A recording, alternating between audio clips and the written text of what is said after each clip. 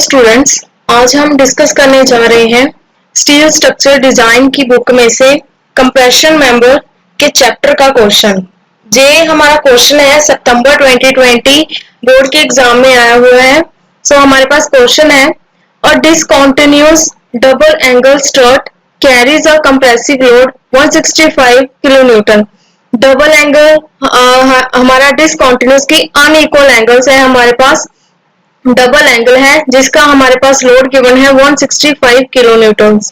The angles are placed back to back and on the same side of the gusset plate. कि जो हमारे angles है वो back to back connect किए गए हैं विद द गजर प्लेट, जो हमारी उसकी थिकनेस है 8 mm। उसके बाद हमें गिवन है the length of the strut 2.15 मीटर। जो हमारी लेंथ है वो हमारे पास है 2.15। Design the suitable double angle section and also design the welder end connection. हमें डिजाइन करना है उसका डबल एंगल, कि वो एंगल का साइज कितना होगा, वो IAS एंगल का, उसकी लेंथ, उसकी हाइट और उसकी जो थिकनेस होती है उसे हमें फाइंड आउट करना है, उसे डिजाइन करना है and then design the welder end connections. इसको डिजाइन करने के लिए मैं स्टेप में से क्वेश्चन को सॉल्व करती हूँ। स्टेप नंबर 1 में लिखेंगे हम गिवन डाटा, जो हमें इस क्वेश्चन में गिवन है। सबसे पहले हमें गिवन है लोड है हमारे पास 165 किलो न्यूटन। देन हमारे पास गिवन है थिकनेस ऑफ प्लेट 8 mm गजर प्लेट की। देन हमारे पास गिवन है लेंथ, जो क्या है हमारे पास 2.15 मीटर। उसके बाद ये हमने यहाँ पर नोट डाउन कर लिया है। लोड है हमारे पास 165 किलो न्यूटन, जो 165 मल्टीप्लाई 10 की पावर 3 इन न्यूटन्स में इसको कन्वर्ट कर लिया है। उसके बाद लेंथ है हमारे पास 2.15 मीटर, जो 2150 mm में मैंने इसको चेंज कर लिया। उसके बाद अज्यूम किया मैंने परमिसिबल कंप्रेसिव स्ट्रेस, तो सिग्मा AC जो हमारे पास वैल्यू आती है परमिसिबल कंप्रेसिव स्ट्रेस की 80 न्यूटन पर स्क्वायर mm। स्टेप नंबर 2 में मैंने लिखा है the angles placed back to back, जो हमें गिवन था क्वेश्चन में, कि हमारे पास जो एंगल्स है डबल एंगल्स है, यानी कि 2 एंगल है हमारे पास, वो 2 एंगल्स आर कनेक्टेड प्लेस्ड क्या है बैक टू बैक। यही लाइन मैंने यहाँ पर लिखी है 2ISA। इसका मतलब है कि 2 डबल एंगल्स जो हमारे पास है प्लेस्ड है back to back on the same side of the gusset plate. अगर हमारे पास ये कंडीशन हो तो हमारे पास लेंथ जो आती है हमारी वो L = L आती है। वो अकॉर्डिंग टू हम कंडीशन करते हैं कि हमारे एंगल्स क्या है बैक टू बैक प्लेस है, वो उसके अकॉर्डिंग। देन उसके बाद सेकंड इसका पॉइंट आता है अलोएबल एक्सियल कंप्रेसिव स्ट्रेस। इसकी वैल्यू आती है 0.8 सिग्मा AC, जो हमारी ये इस कंडीशन पर डिपेंड करती है, ये दो वैल्यूज। एक कंडीशन जो गजर प्लेट के साथ कनेक्ट हो गए एंगल्स, उस कंडीशन को। उसके बाद स्टेप नंबर 3 में हम कैलकुलेट करेंगे उसका एरिया। एरिया आता है load divided by stress. Load हमें गिवन है 165 मल्टीप्लाई बाय 10 की पावर 3, और परमिसिबल जो हमने अज्यूम की थी यहाँ पे परमिसिबल स्ट्रेस 80 और लोड हमें गिवन है 165। दोनों को डिवाइड किया तो हमारे पास आ गया 20.62 स्क्वायर सेंटीमीटर। उसके बाद हमने डिजाइन करना है डबल एंगल। डबल एंगल को डिजाइन करने के लिए हम ट्रायल सेक्शन, कोई भी ट्रायल सेक्शन की हमने कौन सा ISA एंगल को चूज करना है। उसके लिए हम फर्स्ट ट्राई करेंगे जिसका एरिया जो 20.62 जो हमने ये निकाला है एरिया, इसके इक्वल होगा या इससे ज्यादा होगा। उसके अकॉर्डिंग हम स्टील टेबल की हेल्प से ये वाला जो हमारा एंगल है उसे चूज करेंगे। कैसे चूज करना है, जैसे हमारे पास ये स्टील टेबल है, यहाँ पर ये अनइक्वल एंगल्स की वैल्यूज गिवन है। अब मैंने चूज किया है 125/75 × 6, बिकॉज इसका एरिया कितना है 11.66, और हमें कितना एरिया चाहिए, हमें चाहिए 20.62 से ज्यादा। हमारे पास 2 एंगल्स है, तो जब 11.66 को 2 के साथ मल्टीप्लाई करेंगे तो हमारा आ जाएगा 23.32 सेंटीमीटर स्क्वायर, जो हमारा ज्यादा है इस एरिया से। 20.62 से ज्यादा है। हम ट्राई करेंगे इस सेक्शन के साथ। सो मैंने चूज किया 2 ISA 125 × 75 × 6 mm। इसमें से इसका एरिया है, यहाँ से लेंगे हम 125 × 75 × 6, यहाँ से इसकी थिकनेस ली जाती है, इस थिकनेस।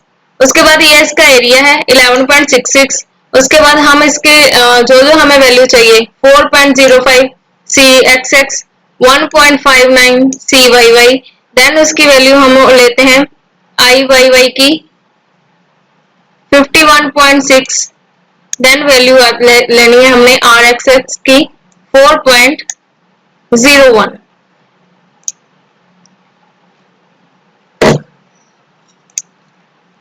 ये वैल्यूज हमने यहाँ पर नोट कर ली। A की वैल्यू 11.66, RX की वैल्यू 4.01 40.1 mm, IYY की वैल्यू 51.6, CYY की वैल्यू 1.59 सेंटीमीटर। इस वैल्यूज की हेल्प से अब हम निकालेंगे IYY। IYY होती है सेल्फ इनर्शिया प्लस AY का स्केयर। सेल्फ इनर्शिया होता है हमारा जो हमने IYY निकाला होता है। IYY की वैल्यू हमने यहां से ली है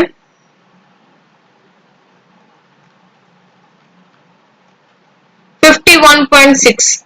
ये 51.6 की वैल्यू को हम इसमें यहाँ पर पुट करेंगे, प्लस उसका एरिया 11.66 मल्टीप्लाई बाय CYY की वैल्यू 1.59। यहाँ पर आएगी CYY की वैल्यू 1.59। ये वैल्यू यहाँ से ली गई है, इसका स्केयर करेंगे, यहाँ पर आएगा IYY की वैल्यू। सो हमारे पास IYY की वैल्यू आई 162.15 सेंटीमीटर की पावर 4। ये है हमारी गजर प्लेट 8 mm थिक जो हमें गिवन है। एंगल्स प्लेस्ड किए हैं बैक टू बैक, एक एंगल के साथ दूसरा एंगल है यहाँ पर बैक टू बैक प्लेस्ड किया गया है। ये वैल्यू होती है CYY, ये वैल्यू आएगी CXX। मैंने चूज किया है 125 × 75 × 6 mm। सो 125 इसकी ये वाली लेंथ, 75 ये और 6 है इसकी थिकनेस। यहाँ से हमने एंगल को ऐसे प्लेस्ड करना है बैक टू बैक। उसके बाद हम निकालेंगे RYY। हमें चाहिए मीडियम रेडियस ऑफ गायरेशन। उसके लिए हमारे पास वैल्यू होनी चाहिए RXX की और RYY की वैल्यू। जो हमारे पास RXX की वैल्यू है वो हमने स्टील टेबल में से उठाई है। जो हमारी RYY की वैल्यू होगी वो हम कैलकुलेट करेंगे विद द हेल्प ऑफ, हमने निकाला है IYY। So IYY divided by area, उसका अंडर रूट करेंगे तब हमारे पास वैल्यू आएगी RYY की। IYY डिवाइडेड बाय एरिया, तो इसका अंडर रूट किया तो हमारे पास वैल्यू आएगी 26.3 mm। अब जो RXX और RYY दोनों में से हमारी लीस्ट वैल्यू आएगी, वो आएगा हमारा मिनिमम रेडियस ऑफ गायरेशन। सो यहाँ पर है RYY की वैल्यू 26.3 और हमारे पास RX की वैल्यू है जो हमने स्टील टेबल में से ली है वो है 4.01। यहाँ पर नोट की गई है RXX की वैल्यू 40.1 mm, 40.1 mm और 26.3। सो 26.3 mm हमारी वैल्यू लीस्ट है, तो R मिनिमम हमारा जो मिनिमम रेडियस ऑफ गायरेशन की वैल्यू है 26.3 mm। इसके बाद हमने निकालेंगे स्लेंडरनेस रेशो, जिसे हम डिनोट करते हैं लैम्डा के साथ। वो होता है हमारा length divided by R minimum. R minimum हमने निकाला है 26.3, लेंथ हमें क्वेश्चन में गिवन है 2150 mm। सो यहाँ पर लैम्डा की वैल्यू आएगी 81.74। इस लैम्डा की वैल्यू से हम निकालेंगे सिग्मा AC, बिकॉज हमने लोड चेक करना है। सो लोड के लिए हमें चाहिए सिग्मा AC की वैल्यू, और हमने यहाँ पर यील्ड स्ट्रेस को ज्यूम कर लिया है 20 to 50 न्यूटन पर स्क्वायर mm। अब हम देखेंगे टेबल, हमारे पास वैल्यू है 81.74। With the help of this table permissible stress निकालने का ये टेबल है, और इसमें से हमने वैल्यू देखनी है। हमारे पास आई 81.74 जो लाई करती है इन बिटवीन 80 और 90 के। 80 और 90 के बीच आता है 81.74, और हमने अज्यूम किया है 250 न्यूटन पर स्क्वायर mm के अकॉर्डिंग हमारे पास फर्स्ट वैल्यू आती है 101 एंड 90 की इक्वल वैल्यू आती है 90। हमने 250 की लाइन में से 80 और 90 की वैल्यूज को लेना है बिकॉज कि हमारा जो लैम्डे की वैल्यू है वो इसके बिटवीन आती है 81 पॉइंट समथिंग। सो 80 और 90 के बिटवीन, सो 101 एंड 90 ये हमने यहाँ पर लिख लेना है। लैम्डा 80 की वैल्यू सिग्मा एसी की वैल्यू 101, लैम्डा 90 के इक्वल सिग्मा एसी की वैल्यू 90, लाई बिटवीन 80 और 90, 81.74 in between this two values. Then इसकी हेल्प से हम निकालेंगे सिग्मा एसी। जो हमारा है सिग्मा एसी 101 में से माइनस करेंगे इन दोनों का डिफरेंस, डिवाइड करेंगे इन दोनों का डिफरेंस और मल्टीप्लाई करेंगे इस लैम्डे की वैल्यू फर्स्ट लैम्डे के साथ 81.74 माइनस बाय 80। देन यहां से हम सोल्व करेंगे सिग्मा एसी की वैल्यू 99.08 न्यूटन पर स्क्वायर एमएम। उसके बाद हम निकालेंगे परमिसिबल एक्सियल कंप्रेसिव स्ट्रेस। जो हमारा एज पर कंडीशन बताएगी है हमें, जो हमने फर्स्ट चूज की थी कि एंगल जो हमारे बैक टू बैक है, देन हम वहां पर ये कंडीशन हम फॉलो करते हैं परमिसिबल की 0.8 sigma AC. 0.8 multiply by sigma A C की वैल्यू हमने निकाली 99.08, देन 79.26 हमारे पास वैल्यू आएगी न्यूटन पर स्क्वायर एमएम में। अब हमने निकालना है लोड। लोड का फॉर्मूला होता है जितना उसका स्ट्रेस है मल्टीप्लाई बाय उसका एरिया। स्ट्रेस है हमारे पास, हमने निकाला है 99.08 सिग्मा एसी की वैल्यू मल्टीप्लाई बाय एरिया 23.32। ये हमारी एरिया की वैल्यू हमने फर्स्ट निकाली थी जब हमने टू एंगल्स को मल्टीप्लाई किया था 2IASA को। सो हमने निकाल लिया इसका 231.05 किलो न्यूटन और हमें क्वेश्चन में गिवन है लोड हमारे पास 165 किलो न्यूटन।